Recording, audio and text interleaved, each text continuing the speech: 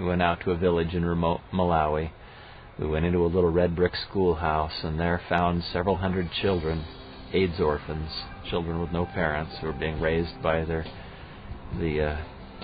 grandparents and their village elders in their little town. And we passed food around as there was the clamor that would accompany hundreds of kids confined in a small place. There were noises and laughter and some tears, and the smells of Africa were there. And then suddenly we started bringing the food into the room, the Vitameal, and putting it into little bowls and passing them through the audience. And these little hands would reach up and take these bowls and spoons and immediately just sit on the floor right where they were and ravenously start eating this porridge. And I wish I could take you there with me, but the smell of that corn-based porridge blended with the smell of humanity and in that little room was an experience that I think will stay with me forever. And then there was this gripping moment when the bowls were being passed from hand to hand among the adults and handed down to these children, and the hands are reaching up, and we get back near the back of the room, and somebody says, "We're out of Vitameal. That's the last of it." And there were still children who hadn't eaten.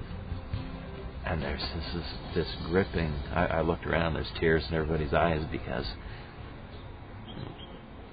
we hadn't got to the end of the row. I was fascinated that what happened next was the bowls got moved around and children started gathering around the bowls that were there, and they shared with each other, and everybody got something to eat in that room, it felt like.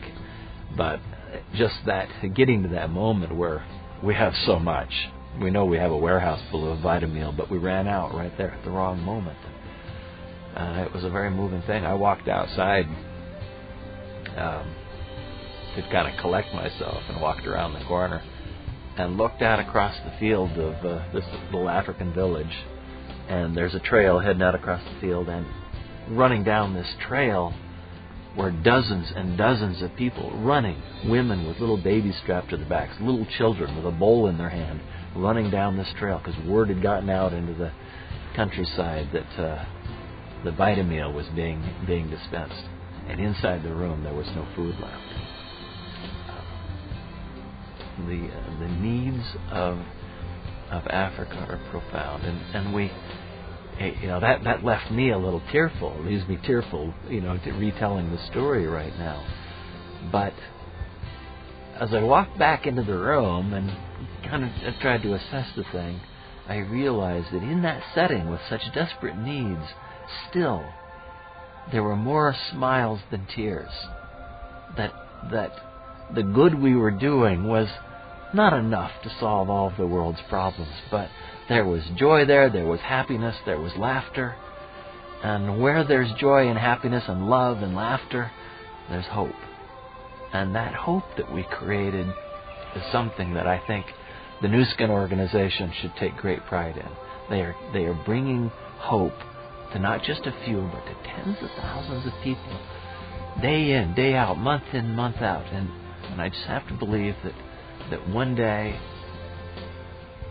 some of those children are going to grow up to be leaders that will be the seeds of promise that will start to bring resolution to some of these intractable problems here.